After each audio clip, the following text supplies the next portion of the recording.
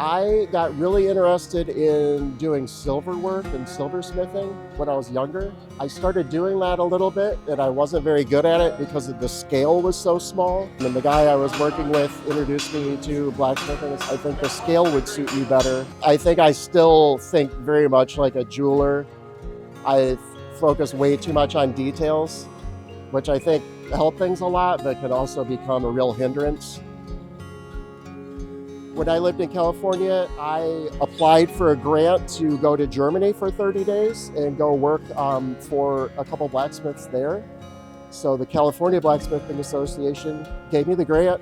I went to Germany for the month, and that kind of totally propelled me in a different direction. I became friends with the German family, and I ended up going back a year later and working for them for a year.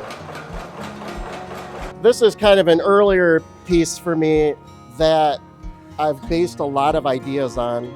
This form really stuck with me for one reason or another, and I've continued to develop that.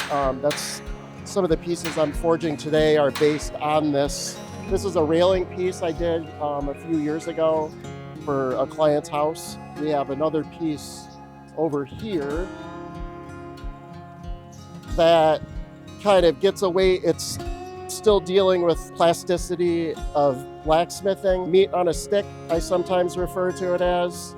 It's easier to scale this up now and use it in bigger pieces besides just like a railing. I'm trying to grow this to a size that could be used in gates or, even larger pieces while still sticking with a form I really like. So we were working on these pieces this morning. These are going to be part of a bigger version of this for the auction here. So what draws you to these specific forms? Maybe 10 years actually I've been fooling around with this idea, figuring out how to grow it and how to expand my vocabulary. When I first started getting into blacksmithing and silversmithing, I spent a lot of time at the National Cathedral, and I really fell in love with the traditional work there. But as I've worked more and more, I've been trying to do more contemporary forms within a traditional context.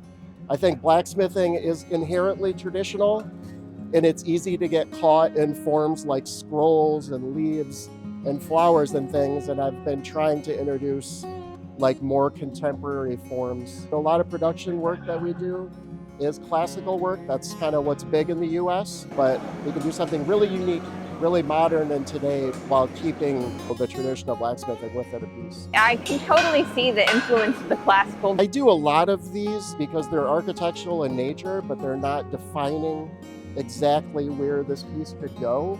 I have multiples of these in the shop, so they're inherently architectural, but they're not exactly defining where these pieces could be. I found that works really well in conversation with clients. I'm happy to use anything. I am not afraid to use fabrication or any modern tools at all, plasma cutting, lasers, power hammers, any kind of heating. I think it all fits into, in this day and age now, that all fits into the context of blacksmithing. There are few enough people doing beautiful work with their hands, and I don't think anybody needs to be limited then by the tools that they use to build beautiful things, and also make it slightly more economical for me to build things. Most of my tools are just the basic stuff that everybody else uses.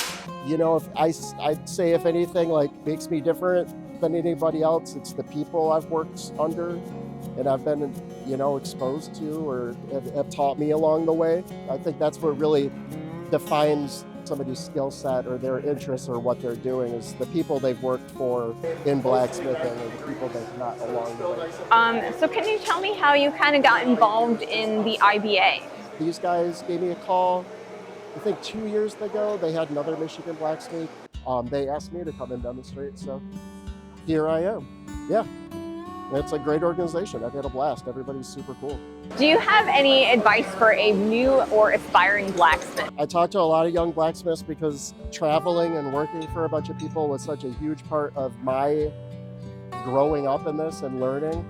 I tell most young people, don't be self-taught.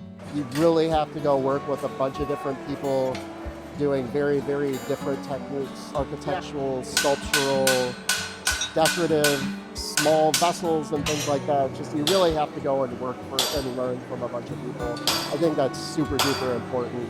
Even if you feel awkward doing it or feel like you don't have enough skills to do it, just go do it. People will be accepting of your skill set if you're honest about it, and people will teach you a bunch of stuff. Everyone I've met in blacksmithing have been incredibly helpful and encouraging, and yeah, it's been great. I have KiteMetalworks.com. I'm also on Instagram as Kite Metalworks. Thank you so much for talking with me. Of course, absolutely.